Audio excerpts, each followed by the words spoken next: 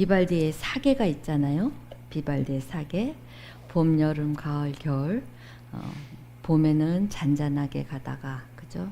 여름에는 막 우렁 쾅쾅쾅 막 나가다가 해서 저는 그렇게 좋아하지 않아요. 너무 그렇게 기폭이 심한 음악은 별로 안 좋아해요. 잔잔한 걸 좋아하는데. 스가랴를 보면 꼭 비발디 사계가 생각이 나요. 하나님이 우랑탕탕 막 정화, 그러니까 징계라는 게 사실은 하나님이 정화하는 거예요. 이 땅을 정화하는 거예요. 하나님의 백성답지 않게 사는 우상단지로 사는 그런 거짓되고 가증된 것들을 다 치워버리는 정화 작업을 하는 거죠. 징계가. 여러분의 삶 속에서도 이런 정화 작업이 들어갈 때가 있어요. 하나님이. 그럴 때는 나를 불쌍히 여겨 주시옵소서 무릎만 꿇으면 오늘은 이제 봄날이에요. 14장 마지막 결론은 봄날이에요. 하나님이 내가 이렇게 할 것이다라는 약속과 언약을 주셔요. 오늘도 약속과 언약을 붙드는 여러분의 인생이 되기를 바랍니다. 자, 우리 14장 1절부터 11절까지만 읽겠습니다. 14장 1절부터 제가 아까 찾아놓으라고 그랬잖아요. 1절부터 11절까지. 자, 다 성경 갖고 있으니까 읽으세요. 여호와의 날이 이르리라. 그날에 내 재물이 약탈되어 내 가운데서 나누이리라.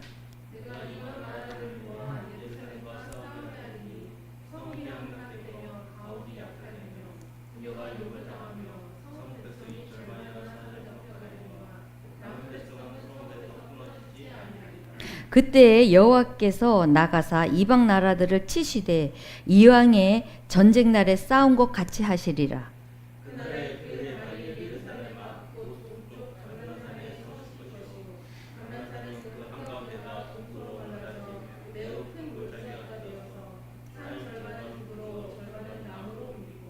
그 산 골짜기에 있는 아셀까지 이를지라.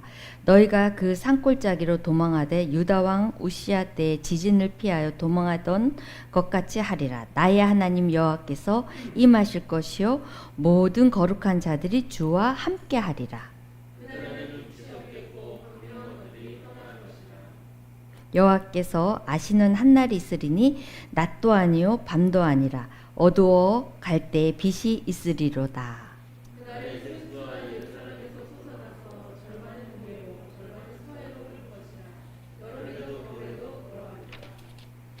네, 9절. 여호와께서 천하의 왕이 되시리니 그날에는 여호와께서 홀로 한 분이실 것이요 그의 이름이 홀로 하나이실 것이라.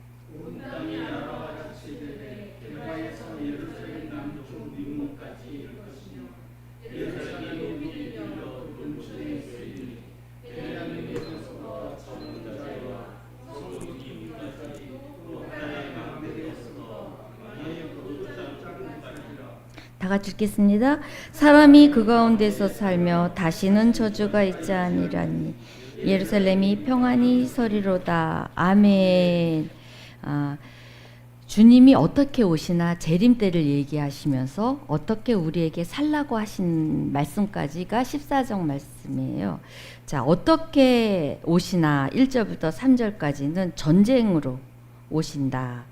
5절 에 보면 지진으로 자연 재해로 우리 그 많이 얘기하죠. 막 자연 막 궤변이 일어나듯이 하는 거로. 그 다음에 거룩한 자들과 함께 오신다. 이렇게 말씀을 하셔요 오늘. 그래서 1절에 여호와의 날이 이르리라 이렇게 말했죠. 여호와의 날 재림하실 때 재물이 약탈되고 그 다음에 2절에 이방 나라 들이 모아 예루살렘과 싸우리니 저는 이 말씀을 이해를 못했거든요. 그러니까 결국은 우리는 한 나라를 두고 사방에서 막 이렇게 싸우는 일이 그게 무슨 말일까 하는데 우리 IS 있잖아요. IS를 통해서 여러 나라들이 막 같이 공격을 하잖아요. 지금 같이 잡으려고 막 그렇게. 그러니까 마지막 때는 신앙인을 두고 각 나라가 집중적으로 전쟁이 일어난다는 그 뜻으로 지금 얘기하는데, 이게 요한계시록에 아메겟돈 전쟁 들어보셨죠? 아메겟돈 전쟁. 그래서 이 신앙과 우리 기독교와 이제 아마 안 믿는 민족들 전쟁으로 인해서 이제 이렇게 전쟁으로 여호와 날에 재림하신다. 근데 3절에 보면 이방 나라를 치시되 이왕의 전쟁 날에, 이건 뭐냐면 하나님이 아주 잔인하게 잔혹하게 돌진하면서 함께 전쟁을 치러주겠다는 거예요. 그 날에는, 전쟁의 그 날에는 이렇게 아주 무서운 말을 이렇게 해서 정화하면서 예수님의 재림하는 때를 보여주고 있고요. 4절에 그날에 예루살렘 앞 동쪽 감람산에 이제 이런 얘기를 쭉 하시면서 5절에 아셀까지 이르고 너희가 그 산골짜기 도망하되 유다 왕 우시야 때 지진을 피하여. 그러니까 이때도 천지개변이죠. 이게 지진이 우시야 때 있었나 봐요. 그죠? 이때 지진을 피하여 도망한다라는 말이 지금 구약에 나와 있어요. 지진 얘기가. 그래서 이게 천지지변으로 인해서 예수님이 재림하신다라고 말씀하시죠. 그리고 그 5절 끝절에 보면은 나의 하나님 여호와께서 임하실 때 모든 거룩한 자들이 주와 함께하리라 이렇게 말씀하시죠. 데살로니가 전서 4장 16절 한번 찾으셨어요? 데살로니가 4장 16절. 주께서 큰일 났다. 다 같이 읽겠습니다. 주께서 소리와 하나님의 나팔 소리가 그리스도 안에서 죽은 자 일어나고 그 후에 우리가 살아남은 자들도 그들과 함께 구름 속으로 공중에서 주를 영접하게 하시니 그리하여 우리는 주와 함께 있습니다. 아멘. 재림 때는 먼저 천국 가신 분들 있잖아요. 그죠? 그래서 저도 만나고 싶어요. 우리 아버지 만나고 싶고, 돌아가신 그 고목사님, 그분 마지막 식사하고 그리고 또다시 만날 약속을 했는데 못 만나고 한 달 만에 돌아가신 고목사님한테도 한번 만나고 싶고, 그리고 김춘기 목사님도 만나고 싶고, 그래서 그때 저 어땠어요? 섭섭한 거 있었어요? 하고 물어보고 싶고, 이렇게 재림 때 내가 이런 모습으로 거룩한 자와 함께 온다고 했잖아요. 그분들 다 오실 거 아니에요. 그죠?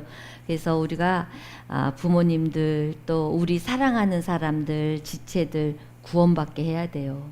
구원받아야 우리 만나죠. 그죠? 아직 자식들이 아직 구원받지 못한 자녀들 있으면 목숨 걸고 해야 돼요. 난 참 답답해.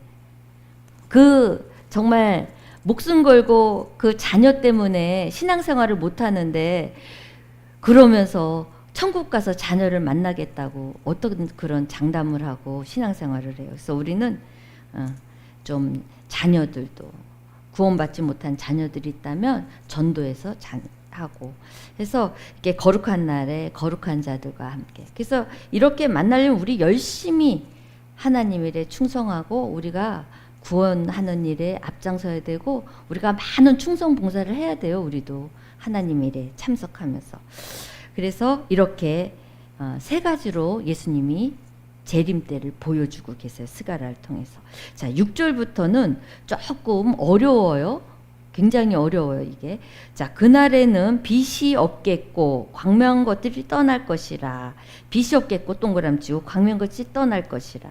여러분, 첫째 날 창조, 제일 먼저 첫째 날 창조가 뭐예요?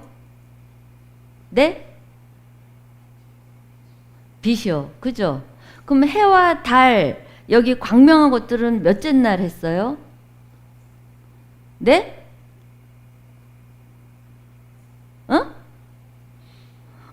왜 몇째 날 했어요? 해, 달, 별?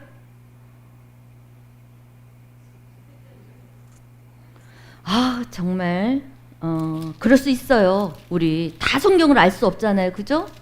다 알 수는 없죠. 자, 우리 창세기 1장 1절부터 잠깐 볼게요. 태초에 하나님이 천지를 창조하시니라. 그 땅이 혼돈하고 공허하며 흑암이 깊음위에 있고, 흑암이 그러니까 다 공허예요. 다 어둠 캄캄하고 어둠이 있어요. 그랬더니 3절에 그러니까 영이 수면 위에 운행하시면서 3절에 빛이 있으라 하고 빛을 빛이 있으라 그러니까 빛이 그 어두운 흑암에서 착 하고 올라왔어요. 빛이. 그걸 연상해 보세요. 빛이 있어요. 그래서 그 빛을 보시니까 좋았어요. 그래서 그 빛을 가지고 낮과 밤을 나누시죠. 그죠? 그게 첫째 날이에요. 자, 14절. 14절. 그 14절 찾았어요? 15절이에요? 네, 15절. 또 광명체들이 하늘에 궁창이 있어 땅을 비추니라 하시 그대로 되니라. 하나님이 두 큰 광명체를 만드사 그 광명체로 낮을 주관하게 하시고 작은 광명체로 밤을 주관하게 하며 또 별들을 만드시고 이게 위에 또 낮과 밤 14절부터 했어야 되는데 해, 달, 별, 광명체 빛을 받아 발할 수 있는 걸 광명체라고 하죠. 그래서 해, 달, 별은 몇째 날 했다? 넷째 날 했다. 그러면 이게 뭘까? 빛이 없겠고. 그래서 제가 공동번역을 이렇게 봤더니 이 빛이 그 라틴어가 있잖아요, 여러분. 라틴어는 성경이 라틴어로 변경됐잖아요. 번역됐잖아요. 라틴어는 로마 시대 때 굉장히 강대국이어서 라틴어로 쓰였는데 이 라틴어는 법적 용어예요. 그러니까 거기에는 이렇게 좀 다른 걸로 이렇게 묵상할 그게 없어요. 딱 그거예요. 지금 이것처럼. 근데 히브리어는 많은 상상의 여지를 둬요. 근데 우리가 지금 번역을 이렇게 했단 말이죠. 근데 이거를 원문으로 보니까 추위, 빛, 추위 뭐 이런 것들이에요. 낮. 빛이 없겠고 6절에 보니까 낮이에요. 낮도 없겠고 광명한들 해, 달, 별도 없겠고 이거예요. 넷째 날 지은 거예요. 지금 이게 다 없다는 거예요. 지금 근데 7절에 여호와께서 아시는 한 날이 있어. 낮도 아니요 밤도 아니고 어두워갈 때 여기에 또 빛이 있으라 라고 지금 얘기해요. 빛이 있으라. 이 빛이 창세기 1장에 나오는 3절에 이르시되 그 흑암 위에 있을 때 굉장히 그 어두운 그 칠흑 같은 아직 혼돈된 그 흑암에 있을 때 빛이 있으라 하는 그 근원의 빛을 말하는 거예요. 이 빛. 여기서 나오는 빛. 그러니까 낮도 없고 광명한 해, 달, 별도 없고 근데 밤도 아니야. 밤도 아니고 그런 것들이 다 사라지는 그때에 이 하나님의 그 첫날 빛이라는 근원의 빛을 있어라 하는데 이 빛이 출애굽기에 나오는 또 한 번에 나오는 빛이 있어요. 출애굽기 10장 23절에 보면 다 같이 있습니다.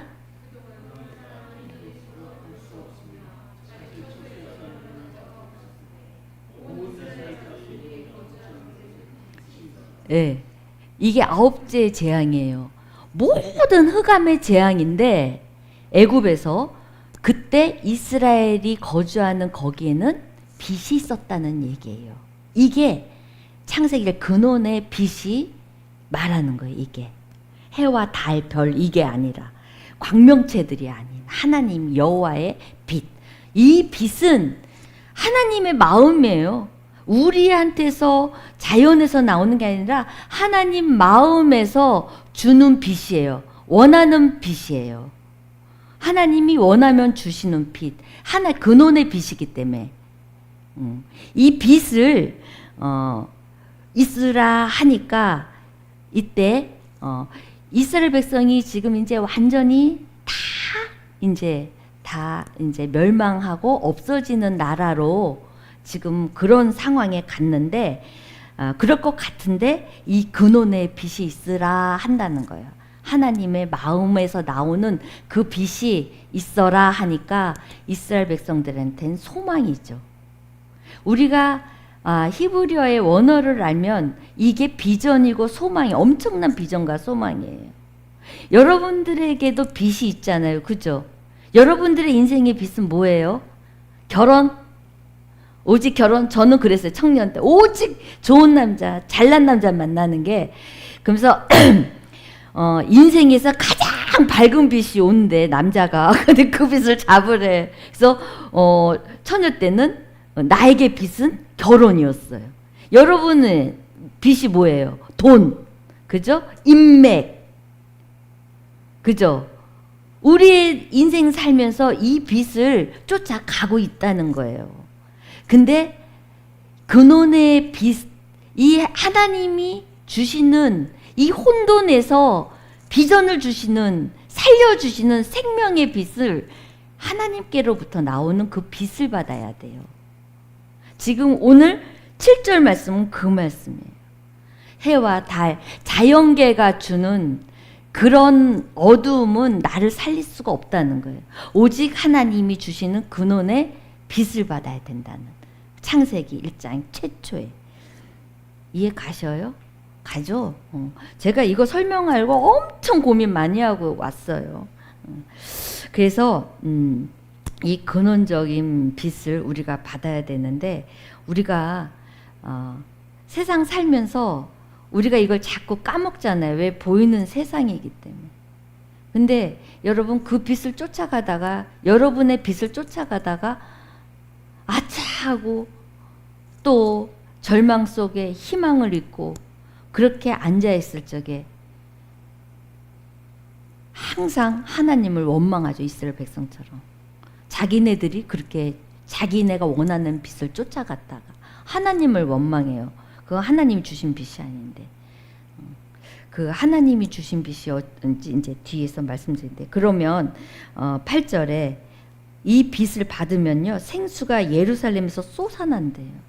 이 빛을 받은 사람은 생명이 나에게로부터 받으니까, 하나님께로부터 받으니까 예루살렘에서부터 솟아나고, 절반은 동해로 절반은 서해로 흐르고 여름에도 겨울에도 그러하리라. 이 생명수에 대한 이 생수가 그 에덴 동산에서부터 나와요. 그죠? 네 강이 나오죠. 생명수 강이. 응? 그 강 이름을 찾아보세요. 네 강이 나와요. 그리고 또 누가 생수의 강에 대해서 얘기했어요? 누가? 응? 네? 맞긴 한데 이제 중간에 구약에 에스겔이 또 말하죠. 에스겔이 뭐 무릎부터 차가지고, 그죠? 이렇게 차고 다 차갖고 그냥 풍성한 삶을 산다는 뭐 그런, 에스겔이 하나님께 보는 환상 속에서 또 생수의 강에 또 근데 스가랴가 오늘 이 생수의 이것을 스가랴가 또 대입을 해요. 근데 마지막에 생수에 대한 인격화하신 분이 계시죠. 생수를 인격화하신 분, 예수님. 나의 생수를, 나의 물을 먹으면 영원히 목마르지 않는다는 인격화를 하죠. 그래서 이 네 가지로 이 생수를, 그 강에 대해서 이렇게 말씀을 하세요. 그래서 우리는요, 우리가 하나님 앞에 받은 은혜, 하나님의 백성 된 우리는요, 이 생수의 강을 먹고 늘 목마르지 않고 이 생수의 강을 흘려보내야 돼요. 우리 기독교는, 우리 백성들은. 근데 생수를 흘려보내기는커녕 어떻게 해요? 악취를 내고 무례하게 굴고 상심하게 만들고, 사람들을, 우리한테 의해서 이게 좀 나눠줘야 되는데 이게 없어요. 너무 단적이야. 흘려보내지를 못해.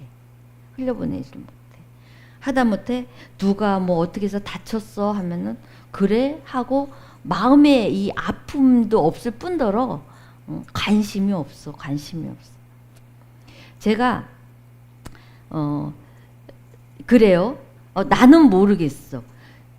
그 김치 목사님 딸이 그 병원에서 쫓겨났대. 그래갖고 남편이 지금 너무 기분이 안 좋아서 전화를 받을 수가 없대. 그래서 왜 그러냐 했더니 더 이상 할 거 없다고 나가래요. 그러면서 자기가 다 정리해서 한국을 나오겠대. 근데 우리 이모부가 미국 사람이니까 얘기를 하는 거예요.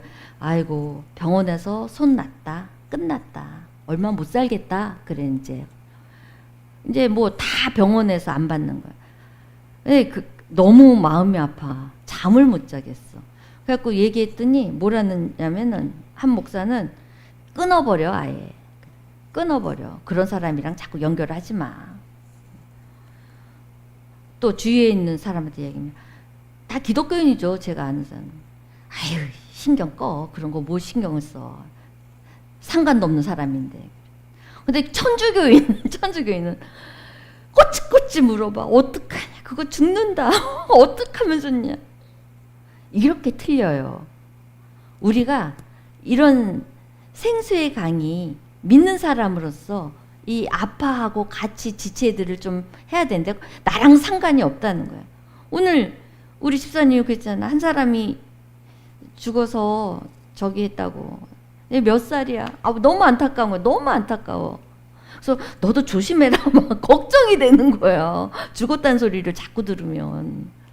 그런 아픔, 서로 간에 그런 아픔. 몰라도 아유, 그 가족들 좀 도와주세요. 응? 도와주세요. 이런 거.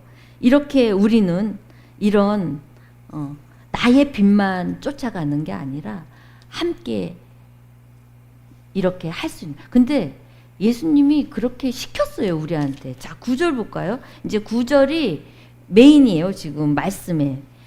여호와께서 이런 자들 천하의 왕이 되신다는 거예요. 이게 지금 한국말로 하는데 지금 번역을 해서 하는 거예요. 그런 자들에게 왕이 되어 주시겠다는 거예요. 왕이 되어.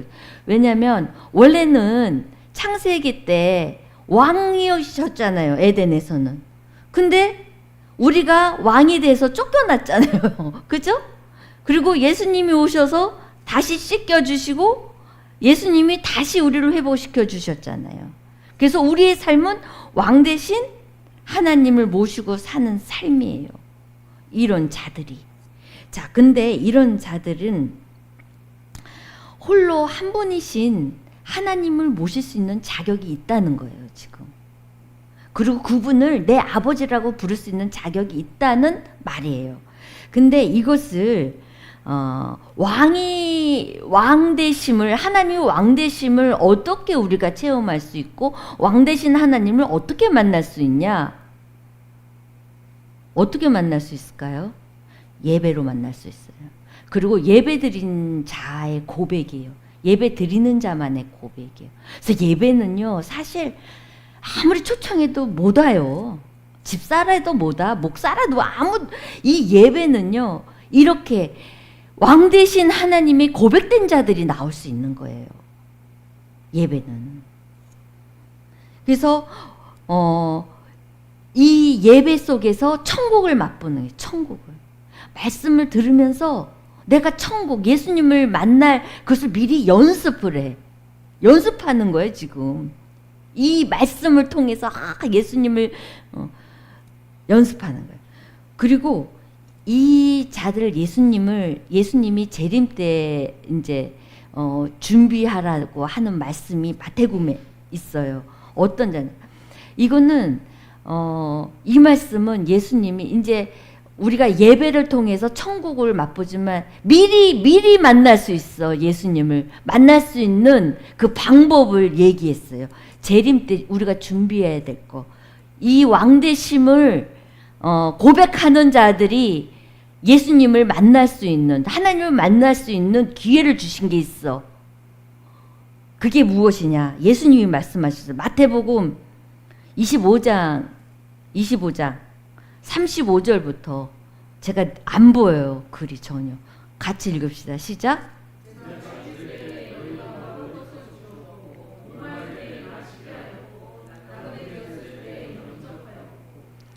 또 36절은 뭐예요? 35절만 했어요? 35절, 36절 켜놔주세요. 예수님이 결국은 무슨 말이냐? 보잘것 없는 사람을, 응? 너네가 감당해라는 거예요. 보잘것 없던 사람들. 자 봐요. 줄일 거, 그쵸? 먹을 거 없어. 목마를 거. 의식주잖아요, 지금. 의식주가 해결되지 않은 사람들을 돌보라는 거예요. 생수의 강이 흐르는 사람들, 말씀을 받고 교회에서 생수의 강을, 그 축복을 받은 자들은 이렇게 의식주 해결 안 되는 사람들을 돌보라는 거예요. 그리고 나그네, 집이 없는 사람들. 나그네 집이 없잖아요. 집 없는 사람들도 좀 돌봐주고, 그리고 헐벗을 때 옷을 또 입혀주고, 그리고 제일 불쌍한 사람들 누구예요? 병들었을 때 돌봐주고, 그 다음에 감옥에 간 자들. 가장 불쌍한 사람들이 병들고 감옥에 간 자들. 이런 자들을 돌보고, 이게 미리 예수님을 만나는 거예요. 근데 이게 성인에 많이 나와요. 여러분 책을 보면 엄청 많이 나와. 그 로마 군인이 옆에 거린이 있어. 거린이 있는데 너무 추운 날, 로마 군인이니까 자기는 가죽 잠바, 거지 같은 잠바라도 따뜻한 걸 입잖아요. 그러니까 그 거린을 보는데 그 사람이, 다른 군인들은 가면데 그 사람은 지나가다 너무 마음이 아픈 거야. 그래서 그 옷을 벗어주면 자기가 춥잖아. 그러니까 어떻게 반을 찢었어. 그래서 입혀주고 자기도 입고 그냥 반반 놓아서 집에 갔어. 그래가지고 이제 욕 바가지로 먹고 이제 잠을 잤어요. 잠을 잤는데 천상에서 예수님을 만난 거야. 근데 예수님이 천사들이랑 막 얘기를 해. 그래서 천사가, 아니 어디서 그렇게 거지 같은 옷을 입고 오셨어요? 그랬더니 마틴이 줬어. 그거 보고 회심해서 예수님을 믿고 엄청난 전도에 됐다는 그 로마 그 성인 거기에 나와 있어요. 우리가 미리 예수님을 만나볼 수 있는 게 그런 거린들, 헐벗은 자들, 집 없는 자들, 배고픈 자들, 그죠? 병든 자들, 감옥에 간 자들을 불쌍히 여기는, 그때 미리 예수님을 만나볼 수 있는. 그 성 어거스틴이 어디 갔는데 그 문둥병자 있잖아요. 문둥병자가 있는데 너무 불쌍하더래. 한겨울에 너무 불쌍하더래. 다 구퉁이에서. 왜 그냥 한센병이라고 하죠. 옆에도 막 옮길까봐. 근데 가다가 너무 불쌍한 마음이 들어서 꽉 껴안아 줬대. 그랬더니 그 사람 얼굴이 예수님 얼굴로 바뀌더래. 예수님 얼굴. 뭐 그런 여러 가지 얘기가 너무너무 많아요. 그래서 예수님이 말씀하신 대로 천국을 맛볼 수 있는 건 예배고, 또 준비하는 거고, 천국에 만날 예수님을, 하나님을 준비하는 거고, 이 땅에서 미리 만나볼 수 있는 건 지금 예수님이 이렇게 했잖아요. 그러니까 그 앞에 그 성경 마태복음을 읽어보시면 또 그렇게, 그러니까 왜 달란트 비유가 나와요. 그러면서 이 충성된 종아 얘기하는 거든, 게으른 종, 충성된 종 하면서 이 말씀이 나오거든요. 그러니까 여러분, 우리가 이 생수의 강을 받은 자들이 왕대심을 고백하는 이런 자들이란 말이에요. 이렇게 예배 드리는 자, 예배 드리는 자라면 이게 다시 흘러나가서 이런 자들을 돌보라는 거예요, 여러분. 그래서 아유, 사모님은 오지랖이 넓어, 이게 아니라 같이 동참해서 아파하고 기도할 수 있는. 그래서 나는 진짜 여러분들이 오지랖이 넓다고 막 혼내가지고 진짜 그런 줄 알았어.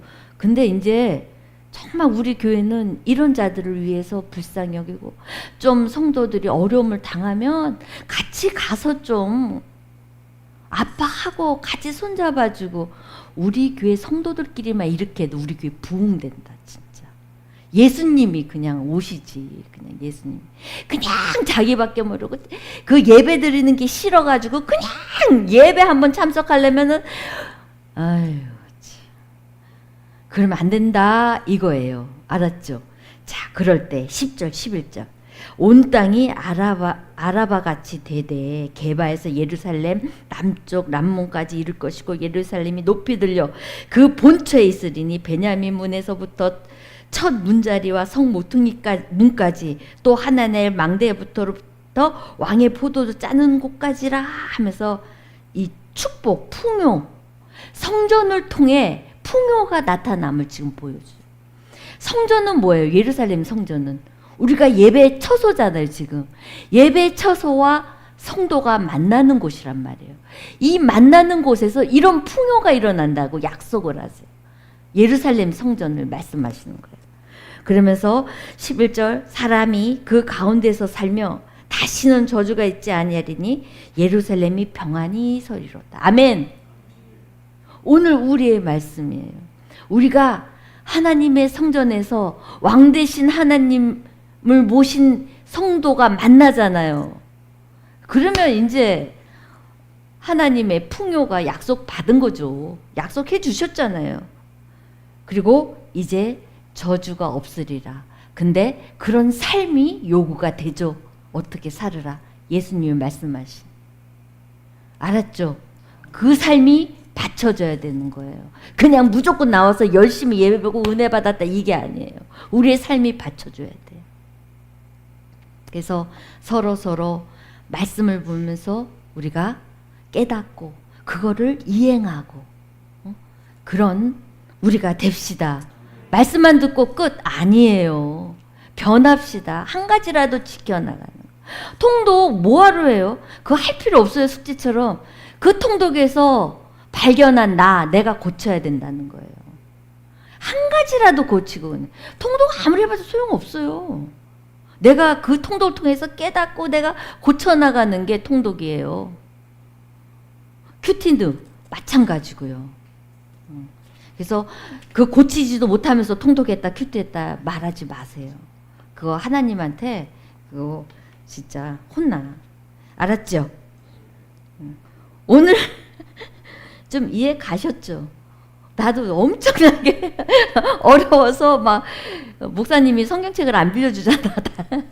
결국 그거를 좀 봐야 되는데 못 찾아가지고 못 봤는데 어쨌든 여러분 우리 목요일 날 나오시는 분들 저가 기도 많이 해요. 진짜 마음에 진짜 멀리서 오신 분들 그냥 피곤한데 오신 분들 응?